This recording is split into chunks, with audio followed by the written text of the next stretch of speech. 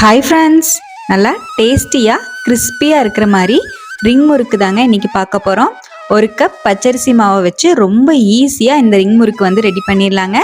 இதுக்கு முறுக்கு சுற்றுற மெஷின் எதுவுமே தேவையில்லை, கையிலேயே ரொம்ப அழகாக போட்டு எடுத்துடலாம். இப்போ இந்த ரிங் முறுக்கு எப்படி செய்கிறதுன்னு பார்க்கலாங்க. ரிங் முறுக்கு செய்கிறதுக்காக அடுப்பில் கடாய் வச்சுருக்கேங்க. கடாயில் ஒரு கப் போல் தண்ணி வந்து சேர்த்துக்கலாம்.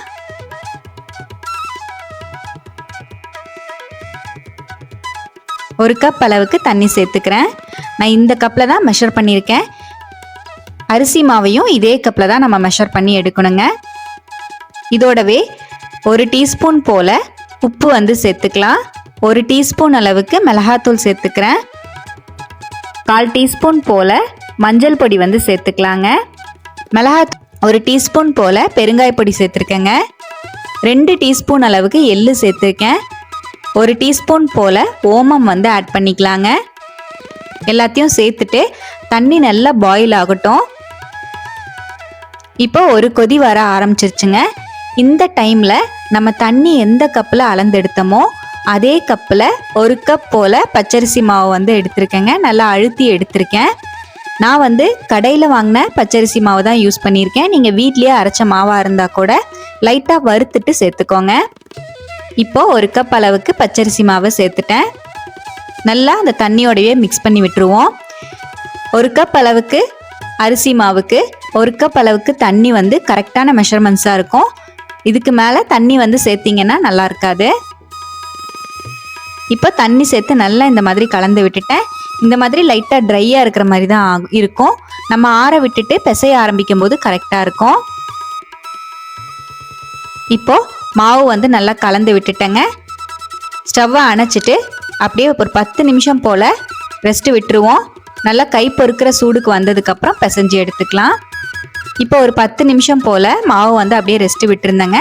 கை பொறுக்கிற சூட்டில் இருக்குது. இப்போ வந்து நம்ம முறுக்கு மாவு பிசைஞ்சுக்கலாங்க. ரொம்பவும் ஆற விட்டுறாதீங்க, ஏன்னா வரன்னு போயிடும். இதோடவே ஒரு டேபிள் ஸ்பூன் போல் பட்டர் வந்து சேர்த்துக்கிறேன். ரூம் டெம்பரேச்சரில் இருக்கிற மாதிரி பட்டர் வந்து ஆட் பண்ணியிருக்கேன். பட்டர் வந்து நீங்கள் தண்ணியோடையே சேர்த்து மிக்ஸ் பண்ணுறதுனால மிக்ஸ் பண்ணிக்கலாம். இப்போ பட்டரையும் சேர்த்துட்டு நல்லா இந்த மாதிரி முறுக்கு மாவை பிசைஞ்சு எடுத்துக்கலாங்க. இப்போ நல்லா இந்த மாதிரி கை வச்சு அழுத்தி நல்லா பிசைஞ்சு விட்டுட்டேன். இப்போ நம்மளோட மாவு வந்து ரெடி ஆயிடுச்சுங்க. இப்போ நம்ம ரிங் முறுக்கு போட்டு எடுத்துக்கலாம். நல்லா இந்த மாதிரி கை விட்டு பார்க்கும்போது நல்லா சாஃப்டாக இருக்கிற மாதிரி பிசைஞ்சு எடுத்துக்கோங்க. சப்போஸ் உங்களுக்கு தண்ணி பத்தலை அப்படின்னா லைட்டாக தண்ணி வந்து கையில் நினச்சிட்டு மட்டும் நீங்கள் பிசைஞ்சு எடுத்துக்கோங்க. ரொம்ப அதிகமாக தண்ணி ஊற்றிட வேண்டாம். இப்போது மாவு மேலே ஒரு டீஸ்பூன் போல் நல்லெண்ணெய் வந்து சேர்த்துக்கிறேன். மாவு வந்து சீக்கிரம் காயாமல் இருக்கும். இப்போ கொஞ்சமாக மட்டும் மாவு வந்து எடுத்துருக்கேங்க. நம்ம ரிங் முறுக்கு வந்து கையிலேயே சுற்றி எடுக்கிறனால கொஞ்சம் கொஞ்சம் மாவாக வந்து சேர்த்து நம்ம வந்து முறுக்கு ரெடி பண்ணி எடுத்துக்கலாம். மீதி இருக்கிற மாவை அப்படியே மூடி வச்சுருவோம். கொஞ்சம் மாவு மட்டும் எடுத்துருக்கேங்க. இந்த மாதிரி கொஞ்சமாக எடுத்து நல்லா கையில் இந்த மாதிரி தேய்ச்சி நல்லா நீல வாக்கில் உருட்டி எடுத்துக்கலாம். உங்களுக்கு உருட்டும் போது லைட்டாக ட்ரை ஆகிற மாதிரி இருக்கும் மாவு.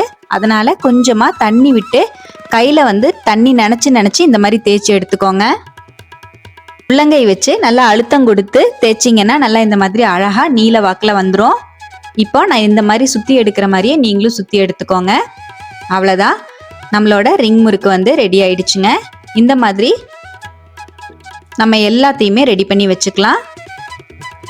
இந்த மாதிரி மீதி இருக்கிற மாவுலையும் நம்ம ரிங் முறுக்கு வந்து ரெடி பண்ணி வச்சுக்கலாங்க. இப்போ ஒரு தட்டில் நான் உங்களுக்கு காமிக்கிறேன். இந்த மாதிரி ஒரு தட்டு கூட நீங்கள் யூஸ் பண்ணி அழகாக தேய்ச்சி எடுத்துக்கலாம். நல்லா உள்ளங்கை வச்சு அழகாக நீங்கள் தேய்ச்சிங்கன்னா நல்லா நீல வாக்கில் நல்ல நீட்டாக நம்மளுக்கு முறுக்கு வந்து நல்ல நீல வாக்கில் கிடைக்கும். சப்போஸ் உங்களுக்கு இந்த மாதிரி செய்ய தெரியலன்னா முறுக்கு பிடியில் ரவுண்டு ஹோல்ஸ் இருக்கிற மாதிரி எடுத்து தட்டை எடுத்துட்டு அதில் முறுக்கு மாதிரி பிழிஞ்சிட்டு நீங்கள் வந்து சுற்றி எடுத்துக்கலாம். மாதிரி கை வச்சு நல்லா தேய்ச்சி எடுத்துட்டேன். அழகாக சுற்றி ரவுண்ட் ஷேப்புக்கு ரிங் மாதிரி பண்ணி எடுத்தோன்னாலே போதும். பாருங்கள், நான் இந்த மாதிரி தான் பண்ணிக்கிறேன். அழகாக இதே போல் எல்லா மாவுலையும் நம்ம ரிங் முறுக்கு வந்து ரெடி பண்ணி வச்சுக்கலாங்க. இதே போலவே தேய்ச்சி எல்லா மாவுலையும் நான் ரிங் முறுக்கு வந்து ரெடி பண்ணி வச்சுட்டேன். அவ்வளோதான். இப்போ நம்ம முறுக்கை ஆயிலில் போட்டு பொரிச்சு எடுத்துக்கலாங்க. உங்களுக்கு இந்த மாதிரி ப்ராசஸ் செய்யறதுக்கு கஷ்டமாக இருந்தால் நீங்கள் நார்மலான முறுக்கு பிடியிலேயே கூட போட்டு எடுத்துக்கலாம், ரொம்பவே நல்லாயிருக்கும். இப்போ நம்ம முறுக்கை பொரிச்சு எடுத்துக்கலாம். அடுப்பில் கடாய் வச்சுருக்கேங்க. கடாயில் முறுக்கு போடுறதுக்கு தேவையான அளவுக்கு ஆயில் சேர்த்துருக்கேன். ஆயில் நல்லா மீடியமான ஹீட்டில் நல்லா சூடாக இருக்குது. நம்ம போட்டோன்னே இந்த மாதிரி பொரியணும், அந்த அளவுக்கு ஹீட் வச்சுக்கோங்க. ரொம்ப ஹை ஃப்ளேமும் வைக்க வேண்டாம், ரொம்ப லோ ஃப்ளேமும் வைக்க வேண்டாம். மீடியமான ஹீட்டில் நம்ம முறுக்கு போட்டு பொரிச்சு எடுத்துக்கலாங்க. இப்போ ஆயில் கரெக்டான சூட்டில் இருக்குது. நம்ம இருக்கிற முறுக்கெல்லாம் சேர்த்துக்கலாம். ஒவ்வொரு முறுக்காக சேர்த்த வேண்டாம், ஒட்டுக்காவே சேர்த்துக்கலாம். நீங்கள் ஒவ்வொரு முறுக்கா தனித்தனியாக போடுறதுனாலும் போட்டுக்கலாம். நான் அப்படியே தட்டில் இருந்து உதுத்து விட்டோம்னாலே நம்மளுக்கு முறுக்கு அழகாக விழுந்துடும். இப்போ இந்த மாதிரி முறுக்கு வந்து சேர்த்துட்டேங்க. போட்டுட்டு ஒரு 2 நிமிஷம் அப்படியே ஆயிலையே விட்டுட்டு அதுக்கப்புறமா நம்ம வந்து திருப்பி விட்டுக்கலாம். ஆயிலோட சலசலப்பெல்லாம் நல்லா அடங்கினதுக்கப்புறமா முறுக்கை வெளியே எடுத்துருவோம். இப்போ பாருங்கள், ஆயிலோட சலசலப்பெல்லாம் நல்லா வந்து அடங்கிடுச்சு. இப்போ நம்ம முறுக்கை வந்து வெளியே எடுத்துக்கலாம். எள்ளு வந்து கொஞ்சம் அதிகமாக சேர்த்துருந்தனால எண்ணெயிலேயே பாதி எள்ளு பிரிஞ்சு வந்துருச்சுங்க. நீங்கள் எள்ளு வந்து அளவாக சேர்த்துக்கோங்க. நான் 2 டீஸ்பூன் போல் போட்டேன், நீங்கள் 1 டீஸ்பூன் போல் போட்டிங்கனாலே சரியாக இருக்கும். இப்போ மீதி இருக்கிற முறுக்கையும் நான் இதே போல் எண்ணெயில் வந்து ஆட் பண்ணிக்கிறேன். இப்போது 2வது போட்ட முறுக்கும் நல்லா பொரிஞ்சு வந்துருச்சு. ஆயிலோட சலசலப்பெல்லாம் நல்லா அடங்க ஆரம்பிச்சிருச்சுங்க. இப்போ வெளியே எடுத்துக்கலாம். அவ்வளோதான், நல்லா சூப்பராக கிறிஸ்பியான ரிங் முறுக்கு வந்து ரெடி ஆயிடுச்சு. கடைகளில் வாங்கி சாப்பிட்ற மாதிரி ரொம்பவே டேஸ்ட்டாக இருக்குங்க. நார்மலாக ரிங் முறுக்கு கடைகளில் மைதா மாவில் தான் ரெடி பண்ணுவாங்க. நம்ம அரிசி மாவில் ரொம்ப ஈஸியாக சிம்பிளாக செஞ்சுருக்கோம். கண்டிப்பாக இதே போலவே நீங்களும் ட்ரை பண்ணி பாருங்கள். ட்ரை பண்ணி பார்த்துட்டு மறக்காமல் கமெண்ட்டில் ஷேர் பண்ணுங்கள். நம்ம சேனலை சப்ஸ்கிரைப் பண்ணாமல் பார்த்துட்டு இருந்தீங்கன்னா ப்ளீஸ் சப்ஸ்கிரைப் பண்ணி ஒரு சப்போர்ட் கொடுங்க. லைக் பண்ணி ஷேர் பண்ணி கமெண்ட் பண்ணுங்கள். Thank you friends. பாய்.